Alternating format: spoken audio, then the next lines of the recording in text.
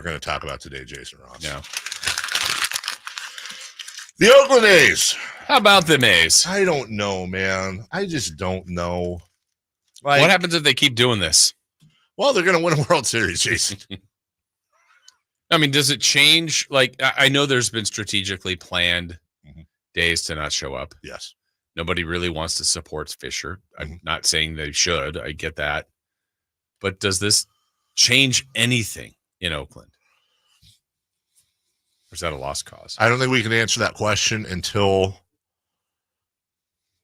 what is it, August? Okay. Why? Why August? Let me tell you why. Let me just make sure I got it right. July 30th. That's the trade deadline. Okay. Because one of the terrible things, one of the 9,000 terrible things about being an A's fan under John Fisher is even when, and you know, I'll put this in Kings terms because everybody can understand this. It would be the equivalent of not last year, but the year before. The Kings are doing great under Mike Brown. Looks like they're going to make the playoffs. They're doing good. And at the trade deadline, we trade De'Aaron Fox and Domantas Sabonis for about 15 draft picks and some expiring contracts, and maybe one or two good young prospects. And time after time after time after time, I'm going to make a point here. After time after time after time after time, the A's get these players together, and come the deadline, the edict is if you can recoup draft picks, if you can save money, then now is the time to do it. And now all of a sudden, A's fans who get their hopes up that they might make some noise, get their legs cut out from under them because they have, you know, we talked before about Rob Pelinka, and he's the guy that goes out and buys the food. Imagine his guy that goes out and buys his food, shops exclusively at the toilet store, and feeds him turds, because that's what John Fisher is. John's not only a turd of an owner, but these are not teams to him. They are possessions. Yeah. Well, also, so earlier in the day, we started talking about, you know, Kings fans or NBA fans as like diehards and casuals. It's probably the same for baseball. Yes. So casuals, though, like to be a part of something that's kind of cool. Yes. Like that's happening. 100%.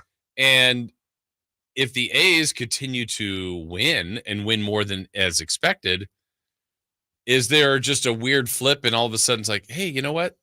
I'm not expecting a full house. Sure.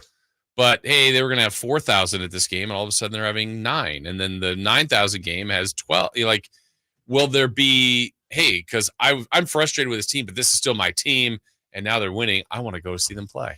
Will there be an attendance increase if they continue to do well? Yes, of course. Yes, Yeah. 100%. Yes, there will be some that are like Any more pressure to move the needle on anybody in any direction, one way or the other, regarding Oakland? Or is that ship sailed? No, I don't think it's sailed. I think if we were to update what's going on right now briefly with the relocation, it's simple. They're still waiting to try to get the signature signed, enough signatures in Las Vegas to put the $325 million subsidy on the ballot. That's schools over stadiums is the group behind that. You have delay upon delay upon delay in the Tropicana site and getting the stadium started. They're already now freely talking about 2029, not 2028. Right. I will continue to say what I've said from the beginning. Unless something dramatically changes, I think this is leading towards an eventual John Fisher sale. And if that happens, you're going to have a bidding war for him, for the team, between guys like Vivek, guys like Joe Lacob, and other suitors are going to pop in. Other suitors, perhaps from other cities other than Oakland and Sacramento. Joe Lacob has already said he's got a standing offer. We know that. And the scuttlebutt is that he would buy the team and immediately resuscitate the Howard Terminal deal, which is the ultimate for every A's fan. I would actually say that in some ways, weirdly enough, the A's are in a better spot than the Sacramento Kings were circa 2010, because in both cases, you have owners, the Maloofs and Fisher, that both refused to sell. Remember, the Maloofs weren't selling. They were asked over and over and over again, and they weren't selling until they sold to Seattle.